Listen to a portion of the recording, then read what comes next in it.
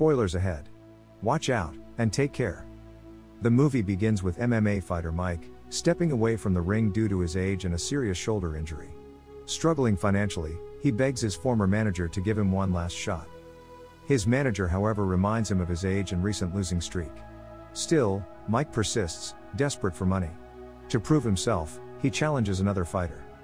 At first, Mike dominates the fight, but exhaustion sets in, and his opponent capitalizes, defeating the former champ.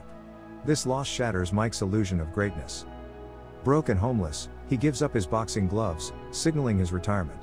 Desperate for work, he finds a job as a construction worker, helping with the Castle High Hospital eviction project. It is time for Mike to rebuild his life outside the ring. In a different part of town, Richard is struggling to make ends meet, while taking care of his sick daughter, Emily, who's battling leukemia. The medical bills are piling up, and Richard is unable to pay the caregiver, who's helping Emily while she receives treatment at home. Soon the hospital calls, informing that Emily needs another round of chemotherapy. They demand a staggering $400,000 for medical expenses, as Richard's insurance has already been exhausted. Overwhelmed and desperate, Richard wonders how he could possibly come up with the money to save Emily's life.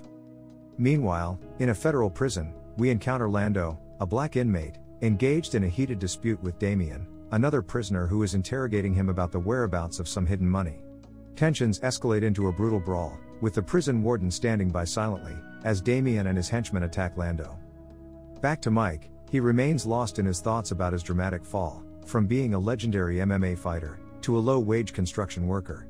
His boss notices Mike's distracted state, and gives him a stern reprimand, emphasizing the importance of meeting their deadline, before Castle High is demolished. Meanwhile, the mayor is addressing the press, announcing that Castle High Hospital will be forcibly vacated in just 2 days. The land will be repurposed for the construction of a new sports facility, leaving little time for anyone to react. In the detention center, Lando watches the news with surprise, upon hearing about the impending eviction of Castle High Hospital.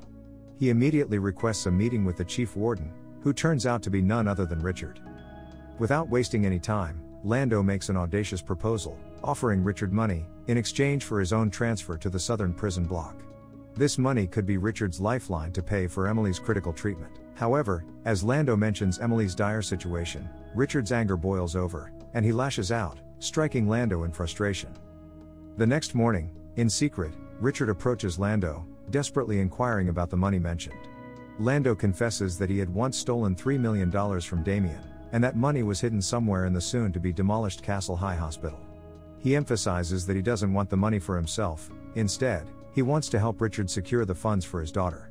Lando only requests that Richard relocate to the South Block, because he is continuously targeted by Damien and his gang if he remains where he is. After some consideration, Richard agrees to Lando's proposal. Unbeknownst to them, one of the prison wardens is secretly aligned with Damien, and reports Richard's intentions to move Lando to the South Block. This revelation means that Damien and his henchmen will no longer be able to harass Lando.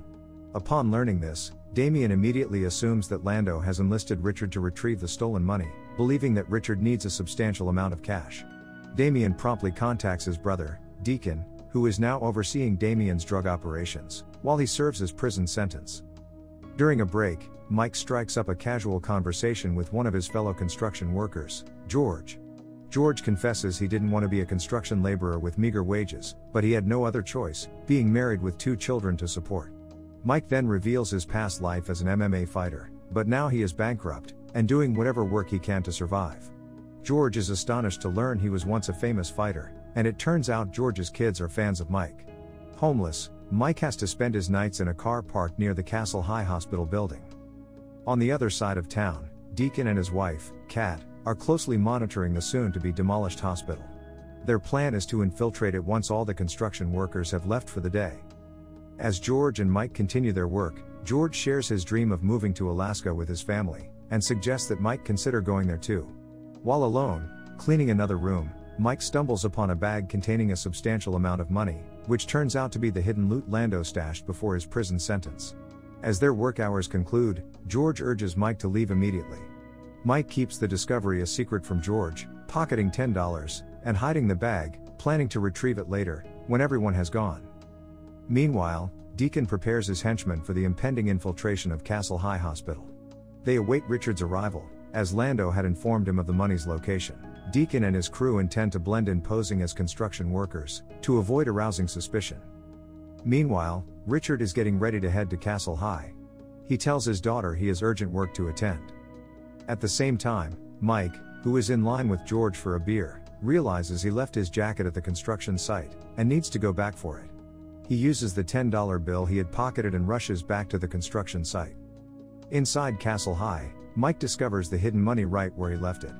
He takes a moment to count it, thinking no one else knows about it. However, Richard has also entered Castle High, and one of Deacon's men spots his arrival, immediately alerting Deacon. Deacon and his crew enter the site through the building's left side. Unexpectedly, a construction worker was assigned to guard the site until eviction time. Without hesitation, Kat kills the construction worker, to eliminate any interference. Meanwhile, Richard follows Lando's directions, and heads to the 6th floor, where he finds explosives set to demolish the building in 4 hours. Deacon and his men spread out in search of Richard. Simultaneously, Mike notices Richard's presence in the neighboring room, hastily puts the money back in its bag, and leaves. As Mike is descending the stairs, he spots Deacon's men heading upstairs, leading him to return. Richard discovers a note on the floor, realizing someone has taken the money. At that moment, he hears a loud clang caused by Mike accidentally kicking an iron bar. However, Richard isn't the only one who heard it, Deacon and his men did too, thinking it was Richard. Aware that someone else is looking for the money, Mike goes into hiding, and notices Richard doing the same, to evade Deacon and his gang. But then Deacon and his men's attention shifts to a man infiltrating the building, who happens to be George, searching for Mike, since he hadn't returned. Kat finds a bag of money in George's pocket, and wrongly believes he is the thief. Deacon and his gang torture George, in a futile attempt to extract information, even though he knows nothing about the money. Helpless to intervene, Mike watches from his hiding spot.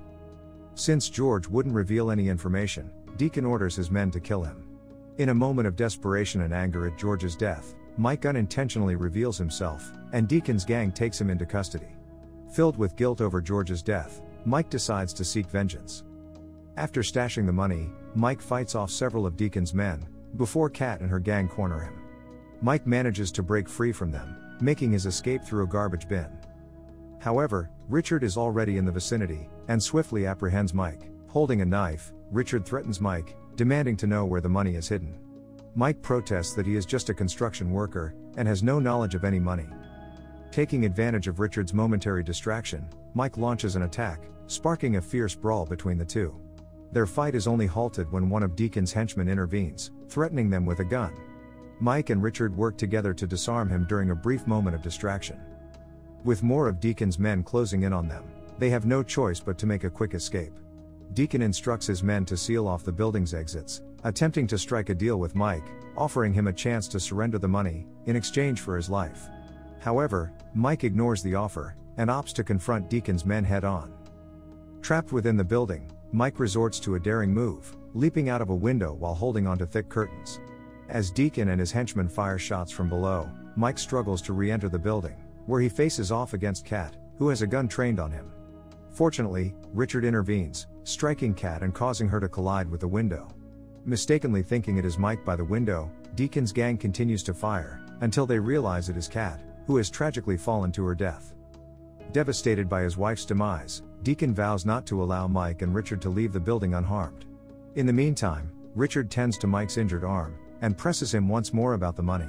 However, Mike maintains that he is just a construction worker, and knows nothing about the money. As they confront Deacon's remaining men, both Mike and Richard manage to eliminate all threats. In a tense moment, Mike aims a gun at Richard, suspecting him of being a disguised member of Deacon's gang. Richard vehemently denies this, and reveals that he has been compelled to participate, because he no longer has the funds to treat his daughter. Finally understanding Richard's predicament, Mike instructs Deacon via a walkie-talkie to come and collect the money from the upstairs location. Afterwards, Mike retrieves the hidden money, and decides to share it with Richard. Richard urges Mike to leave the building immediately, but he is determined to seek vengeance for George's death, by taking down Deacon and his henchmen. Richard points out that the Castle High building is about to be demolished, and the explosion would likely eliminate Deacon and his gang. After giving it some thought, Mike decides to abandon his revenge plan, and escape with Richard. Meanwhile, the mayor and other construction workers are preparing to demolish Castle High in just 15 minutes. Deacon and one of his remaining men pursue Mike and Richard. As they attempt to flee via the building's rooftop, a firefight erupts, forcing Mike to take cover and evade Deacon's pursuit. Mike requests that Richard go ahead while he confronts Deacon alone. Deacon orders his men to guard the exit, preventing Richard from escaping with the money. When Mike runs out of ammunition, he challenges Deacon to a close-range fight. Meanwhile, Richard manages to eliminate the last of Deacon's henchmen and flees in their truck. In the end, Mike defeats Deacon and makes off with the money.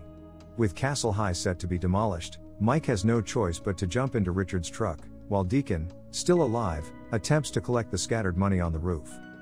The building collapses as they drive away, leaving Deacon's fate uncertain. A few days later, Mike provides financial assistance to George's family to help them cope with their loss. Following George's advice, he embarks on a journey to Alaska.